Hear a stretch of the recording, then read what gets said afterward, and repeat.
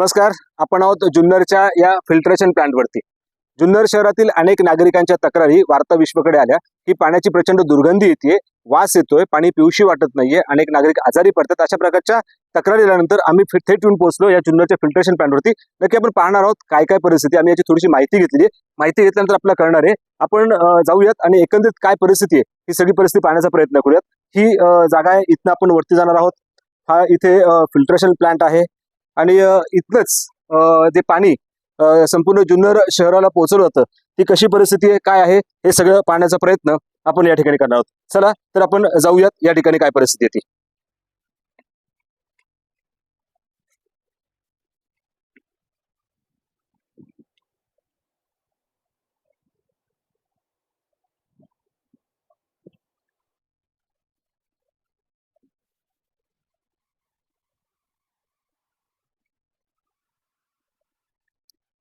या ठिकाणी आपण आलेलो आहोत. हे जे पाणी आहे, हे पाणी जुन्नरची जी नदी आहे, कुकडी नदी, त्या कुकडी नदीच्या इथे स्टोरेज आहे. त्या स्टोरेजवरनं हे पाणी डायरेक्टली इथे येतं आणि इथे आल्यानंतर कॅमेरा जर माझ्याबरोबर इथे आणा.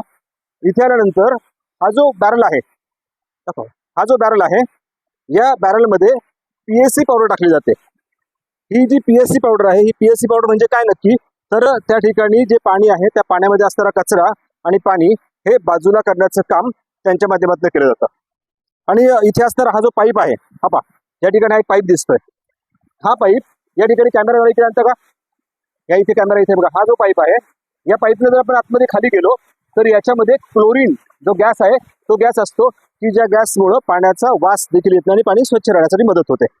एकंदरीत अशा पद्धतीनं असणारा हा प्रोजेक्ट आहे.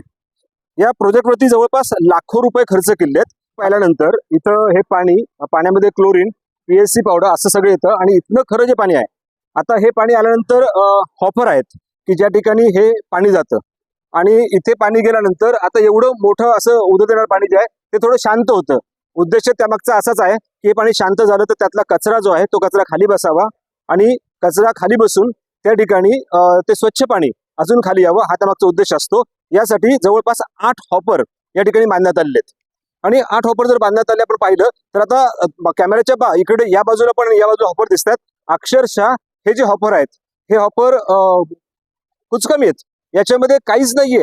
इथे अक्षरशः खाली जर पाहिलं तर गवत, काही झाकणं, प्रचंड लाकडं, कचरा, दगड, विटा ह्या सगळ्या बसल्यात.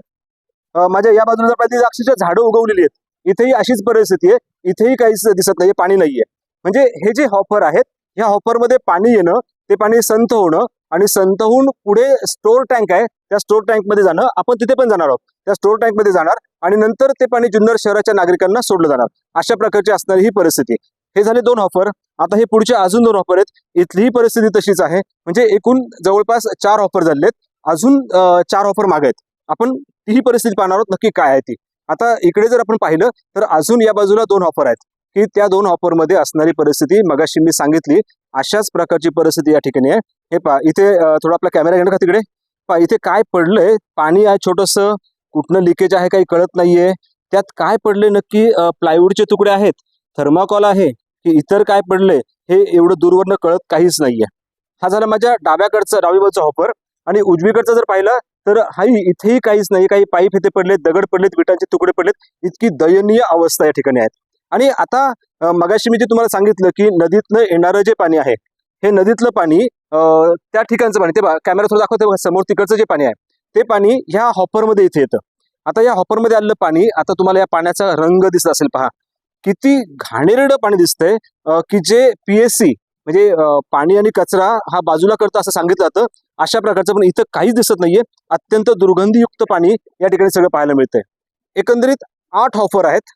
या 8 हॉपर मधले फक्त 2 हॉपर चालू आहेत आणि या 2 हॉपर मधनच पाणी डायरेक्टली स्टोअर केलं जातं. इथे जर पलीकडे पाहिलं तर पहा, त्या पाण्याला फेस आलेला आहे, प्रचंड कचरा आहे, पाणी एकदम काळवटलेलं आहे आणि असं दुर्गंधीयुक्त पाणी हे जुन्नर शहरातल्या नागरिकांना नगरपालिकेच्या माध्यमातून पोहोचवलं जातं. हा सगळा घाट कशासाठी घातला हे मी तुम्हाला सांगतो. एकंदर आम्ही या कंपनीचे असणारे जे ठेकेदार आहेत, या ठेकेदारांशी आम्ही बोललो. A&V कंपनी अशी ती ठेकेदार आहेत. त्यांच्या व्यवस्थापकांशी आम्ही बोललो आणि बोलल्यानंतर आम्हाला एक गोष्ट कळली की ते कुलकर्णी म्हणून जे आहेत त्यांच्याशी बोलल्यानंतर त्यांनी आम्हाला सांगितलं की नगरपालिकेकडनं तब्बल 20 ते 21 महिन्यांची बिलं ही आमची तशीच पेंडिंग पडली आहेत. मग आम्ही त्यांच्याशी बोलल्यानंतर हे पण विचारलं की नक्की बिलाची रक्कम किती आहे, तर त्यांनी जवळपास सांगितलं 50 लाखापर्यंतची बिलं आमची ही तशीच थांबलेली आहेत. आणि म्हणून 31 मार्च नंतर म्हणजे 31 मार्च 2025 पासून त्यांनी या ठिकाणचं काम थांबवलेलं आहे. त्यांचे 2 कर्मचारी या ठिकाणी आहेत. ते 2 कर्मचारी काय करतात, तर इथे जी पीएसी पावडर आहे त्या पीएसी पावडरचा फक्त वापर केला जातो. इथे क्लोरीन गॅस नाहीये, आणि जर क्लोरीन गॅस नसेल तर टीसीएल पावडर वापरली जाते. या टीसीएल पावडरचा देखील या ठिकाणी कोणत्याही प्रकारचा भाग शिल्लक राहिलेला नाही. टीसीएल पावडर संपलेली आहे. म्हणजे जुन्नरकरांनो, तुम्हाला फक्त पीएसी पावडर की ज्या पावडरच्या माध्यमातून तुम्हाला फक्त पाणी शुद्ध करण्याचा प्रयत्न केला जातो, आणि ते पाणी शुद्ध आहे का नाही हे तुम्ही आता पाहिलेलं आहे. अत्यंत दुर्गंधीयुक्त पाणी, अशुद्ध पाणी सगळ्या जुन्नरकरांना प्यायला मिळते. कारण फक्त एक आणि एकच आहे की तो जो ठेकेदार आहे, ती जी ठेकेदारांची कंपनी आहे, त्या कंपनीला जवळपास अंदाजे 50 लाख रुपयांचं बिल हे पेंडिंग पडले, हे त्यांना दिलं गेलेलं नाहीये. त्यामुळं त्यांना जो क्लोरीन गॅस खरेदी करायचा किंवा टीसीएल पावडर खरेदी करायची ही क्षमता त्यांची नाहीये. आणि म्हणून त्यांनी 31 मार्च 2025 पासून या पाण्याचं जे विघटीकरण करायचं, स्वच्छतेसाठी जे पाणी स्वच्छ करायचंय, यासाठी लागणाऱ्या ज्या प्रक्रिया आहेत, या सगळ्या प्रक्रिया थांबवल्यात. फक्त एकच पीएसी पावडर जी आहे तिचा वापर केला जातो. आता तो वापर करताना कसा केला तेही मी तुम्हाला या ठिकाणी समजून सांगणार आहे. तो वापर करतानाची परिस्थिती अशी आहे की एका दिवसाला 25 किलोची एक बॅग, तो जो मगाशी ते पाते हे जे ड्रम दिसत आहेत ना समोरचे, त्या ड्रम मध्ये ते टाकले जातात. आता तो किती लिटरचा काय याचा अंदाज तर काही नाहीये, पण त्यामध्ये ते टाकले जातात आणि तिथे टाकून ती 25 किलोची एक बॅग ती टाकायची. ते पाणी टिप टिप टिप टिप पडतं आणि येणाऱ्या पाण्यामध्ये ते मिक्स होतं.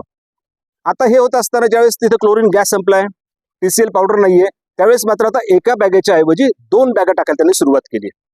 आता नागरिकांना तुम्हाला एक प्रश्न पडला असेल की आता इथून पुढचं काय, तर आता त्या बॅग किती शिल्लक आहेत त्याही आपण या ठिकाणी पाहणार आहोत. म्हणजे येत्या काही काळात जर बिल मिळालं नाही तर जुन्नरकरांना कसं पाणी प्यायला मिळणार आहे हे आपण पाहणार आहोत. चला आपण पाहूयात काय परिस्थिती ती.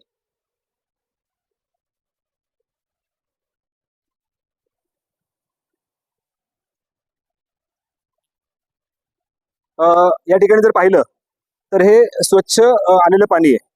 हे पाणी आता स्टोर ठिकाणी जाणार आहे, आणि इथं स्टोर ठिकाणी असं पाहिजे बघा, इथे बाजूला पाहिलं तर हे किती घाण आहे. हे अशा पद्धतीचं सगळं पाणी हे जुन्नरकरांच्या नशिबी येत आहे. आपण मगाशी पीएससी पावडर बद्दल बोललो होतो. आपण पीएससी पावडर कुठे ठेवली ती पण पाहूयात. किती बॅग शिल्लक आहे ते आपल्याला कळतील. त्या सगळ्या गोष्टी आपण या ठिकाणी पाहणार आहोत. आणि एकंदरीतच हे सगळं झाल्यानंतर या विभागाशी संबंधित आपल्याला कोणी बोलायला भेटलं तर आपण त्यांच्याशी बोलूयात. जुन्नर नगरपालिकेचे मुख्याधिकारी अवेलेबल आहेत, आपण त्यांच्याशी पण बोलणार आहोत. ही पीएससी पावडर आहेत. 1 2 3 4 5 6 7 8 9 बॅग शिल्लक आहेत. एका दिवसाला 2 बॅग असं जर म्हटलं तर पुढचे 4 दिवस 4.5 दिवस पुरेल एवढीच पीएससी पावडर या ठिकाणी शिल्लक आहे. म्हणजे आजची जर 5 तारीख म्हटलं तर 6 7 8 आणि 9 या 9 तारखेपर्यंत जुन्नरकरांनो तुम्हाला थोडस स्वच्छ पाणी मिळण्याची शक्यता आहे. हे ते स्वच्छ म्हणताच येणार नाहीये. तुम्ही पाहिली परिस्थिती काय आहे ती. एकंदरीतच जर या सगळ्या गोष्टीचा विचार केला, नगरपालिका प्रशासन इतर ठिकाणी प्रचंड काम करतीये. रस्ते बांधण्यासाठी त्यांच्याकडे पैसे आहेत. पाण्याव्यतिरिक्त ज्या काही सुविधा असतात त्यासाठी काही पैसे आहेत. ज्या स्वच्छ भारत अभियान याची टीम येते त्यावेळेस तात्पुरत्या स्वरूपामध्ये ज्या ज्या ठिकाणी स्वच्छ भारत अभियान राबवलं जातं, म्हणजे टॉयलेट्स असतील, सार्वजनिक टॉयलेट असतील, त्या ठिकाणी तात्पुरत्या स्वरूपामध्ये त्या कुंड्या, झाडं, तिथे स्टिकर्स, पोस्टर्स, लाईट्स, सॅनिटरीची जी काही गोष्टी आहेत त्या अशा सगळ्या तात्पुरत्या स्वरूपात आणून ठेवतात, आणि ती टीम निघून गेली तर ते सगळं काढून घेऊन जातं. अशा प्रकारे काम करणारी जुन्नर नगरपालिका, आणि या नगरपालिकेमध्ये असणारा हा सगळा भोंगळ कारभार अक्षरशः जुन्नरकरांच्या जीवाशी खेळलं जात आहे. याला जबाबदार नक्की कोण? जुन्नरचे मुख्याधिकारी, त्यांच्याशी आपण बोलण्याचा प्रयत्न करणार आहोत. जर ते उपलब्ध झाले तर निश्चितच आपण त्यांच्याशी बोलून आपल्या समोर हे सगळं मांडणार आहोत. जाता जाता फक्त एकच की हे सगळं पाणी आता अंतिम टप्प्यामध्ये कुठे स्टोअर होतं ते आपण पाहणार आहोत. हे जुन्नरचं असणारं पाणी हे अंतिम टप्प्यामध्ये या ठिकाणी स्टोअर होतं, आणि हे स्टोअर झालेलं पाणी हे जुन्नरकरांना प्यायला मिळतं. हे पाणी आता ह्या पाण्याचा रंग बघा कसा आहे.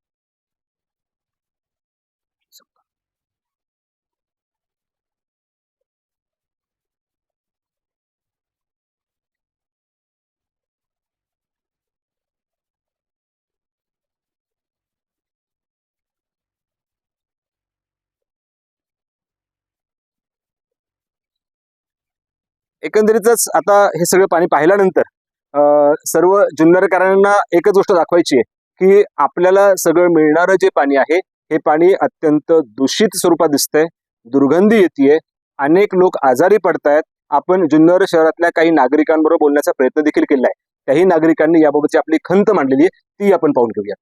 गेले 7-8 दिवस झाले जुन्नर शहरामध्ये अतिशय उग्र असं गलिच्छ वास येणारं आणि दूषित पाणी नावाच्या माध्यमातून जुन्नर शहरामध्ये येतंय.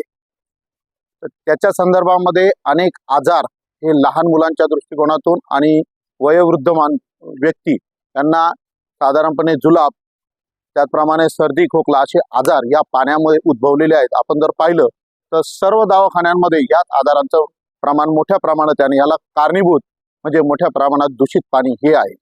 पातेश्वरच्या तिथे जो पाणी उपसा केला जातो तिथे सुद्धा पाण्याची उपलब्धता फार कमी आहे.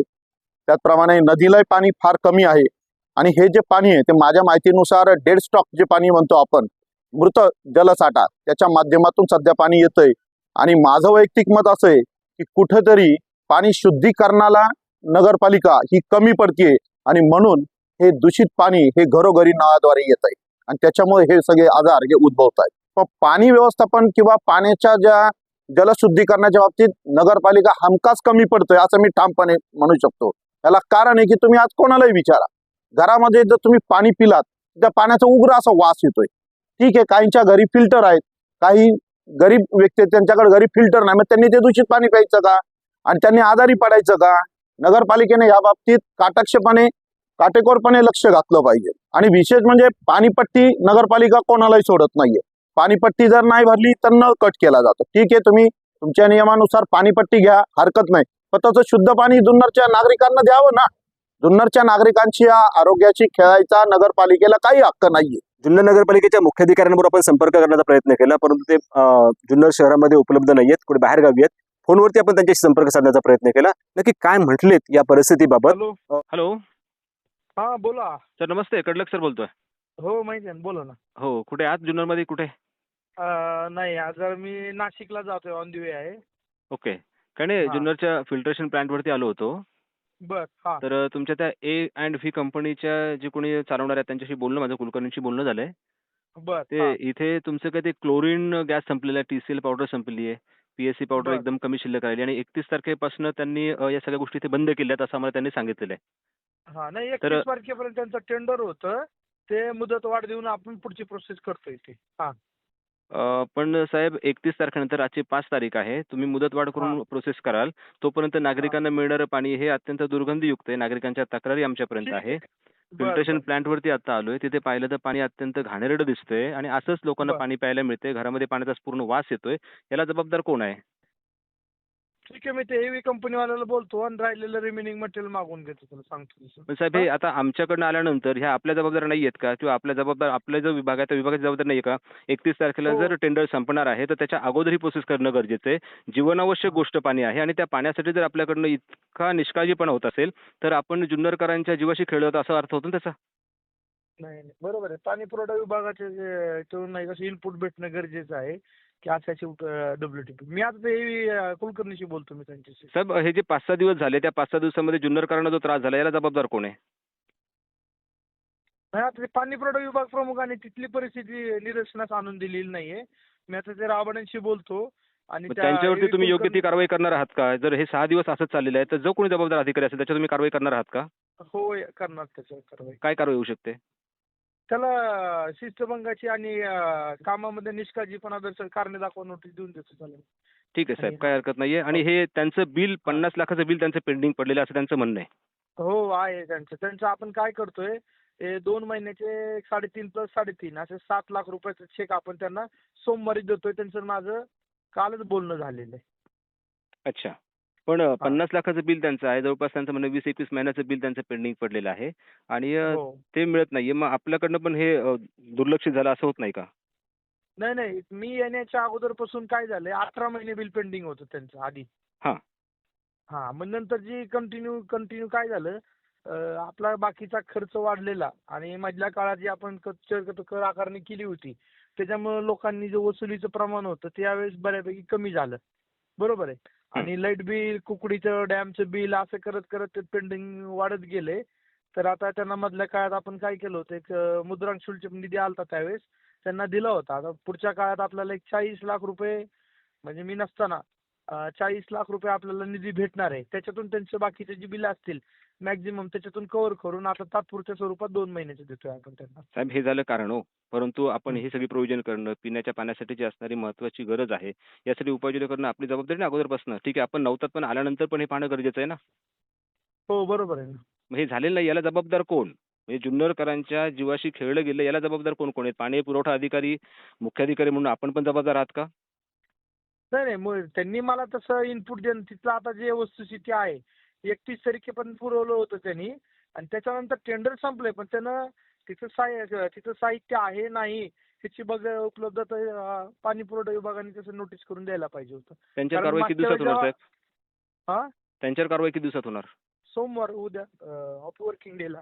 ठीक आहे, चालेल. त्यांचं म्हणणं असं आलेलं आहे की A&P कंपनी जी आहे तिचं कार्यकाल संपलेला आहे, टेंडर संपलेलं आहे, तिला काही एक्सटेंड करून दिलं जाणार आहे. हा सगळा पार्ट सांगितला. 31 मार्च 2025 त्यांचा कार्यकाल संपलेला आहे. परंतु त्याच्या नंतरची जी काही परिस्थिती आहे की त्या विभागावरती काम करणारे जे कोणी अधिकारी असतील त्या अधिकाऱ्यांनी 31 मार्चला जर हे टेंडर संपतंय तर त्याची आगाऊ माहिती देणं गरजेचं आहे. ती अगोदर माहिती कोणती दिलेली नाहीये आणि त्यामुळे पुढचे हे 5-6 दिवस झालं की इथे कोणत्याही प्रकारे फिल्ट्रेशनसाठी जे वापरलं गेलेलं साधन आहे म्हणजेच TCL पावडर असेल, PSC पावडर असेल किंवा क्लोरीन गॅस असेल याची जी काही अनुपलब्धता होते या सगळ्याला कारणीभूत संबंधित पाणी विभागाचे जे अधिकारी आहेत ते आणि तेच आहे असं त्यांचं म्हणणं लागलं आहे. पाहूया त्यांच्यावरती येत्या कालखंडात काही शिस्तभंगाची कारवाई होते की त्यांनाही पाठीशी टाकलं जातं हाही मोठा प्रश्न आहे.